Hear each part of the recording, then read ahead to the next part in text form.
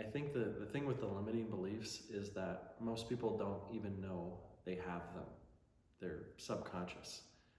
And so it takes some prodding and prying to point them out and realize, oh, okay, I knew this about myself, but I didn't know it stemmed from me feeling insufficient or unworthy, or me really believing I'm not good enough. It can point to that, or I'm not loved. It might point to those deeper root issues, and it's something different to it. That's why I think doing that inner work of like getting your heart right, getting your soul healed, whatever wounds or childhood trauma or things that really hurt you, getting those things healed. And I think that can only happen with a relationship with God and asking Him to heal your heart. It's hard to move past those without getting that stuff worked out first and getting healed and whole first and working through those past wounds before you can really start making progress towards who you want to be or whatever your goals are. And that's really hard to do because a lot of times you have to revisit some really hurtful times or times that you buried away. And that's, who wants to go there? I don't think anyone wants to revisit something like that. But if you realize it's necessary and it's something that's holding you back from healing and moving forward and being able to forgive other people, that has to get done first. Because most people that are hurting others, they're holding on to some hurt themselves by no fault of their own. So yeah, the ripple effect can go both ways. Like it's usually hurt people that haven't dealt with that are hurting others, and it's usually people who have done that hard work of getting healed that are helping bring healing to others.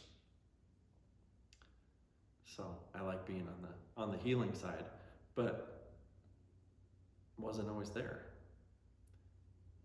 So yeah, it takes some humility to even be able to pray about those things. It takes some courage to even go back and say, hey, I didn't realize how much I was hanging on to this bitterness or unforgiveness. I didn't realize I was hanging on to that.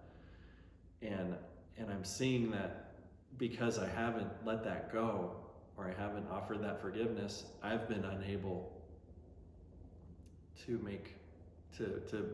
live free.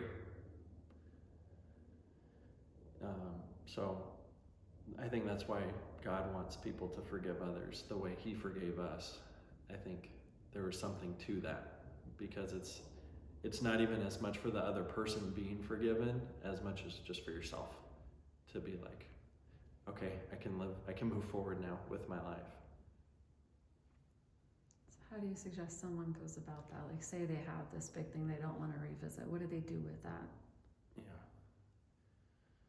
Yeah, I mean, I think it starts with recognizing that God wants them to be healed, and knowing that He's a good Father, and knowing He wants them to get past this, and it has to be taken to Him in prayer and tell Him what this has done to you and how you felt about it, and asking Him in humility to heal you from it and help you move past it, because it's a spiritual thing. It has an effect on how you live your life day to day, but it affects your soul and spirit and heart, and it weighs on you. So I think that can only be resolved spiritually. In coaching basketball, when we're playing against an opponent, we talk about, we want them to feel our presence so much and impose our will in the game. And it's a phrase that's used in sports, but because it's competition, you're trying to break the spirit of the other team to where they stop fighting against you. They stop competing. And you see it at certain points in a game where if maybe you're off to such a lead that seems insurmountable, that a team kind of just gives up. They're just going through the motions. They're out there, but they know they're not going to win.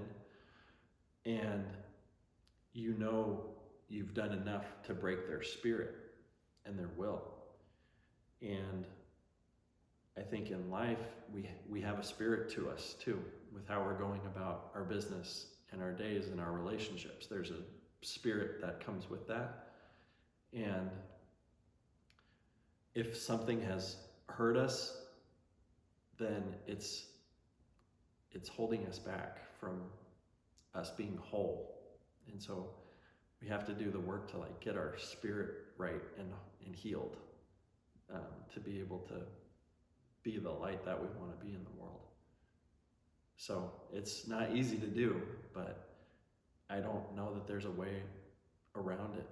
If you don't do that, I don't know how you really move forward. If you always have something in the back of your head that's holding you back. And then out of gratefulness for him healing you and forgiving you, whether you need forgiveness or you need to give forgiveness to somebody else, there's a gratitude and a peace that comes with that. And if you have gratitude and peace in your heart, that'll spread to other people. And that's worth spreading.